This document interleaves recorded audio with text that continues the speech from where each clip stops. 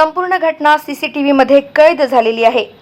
गोरेगाववरून गोंदियाकडे येत असताना गोंदियातील पॉलिटेक्निक कॉलेज समोर भरधाव कारने रोडच्या कडेला बसलेल्या 2 ट्रक ड्रायव्हर आणि एक सायकल सवारला उडवले।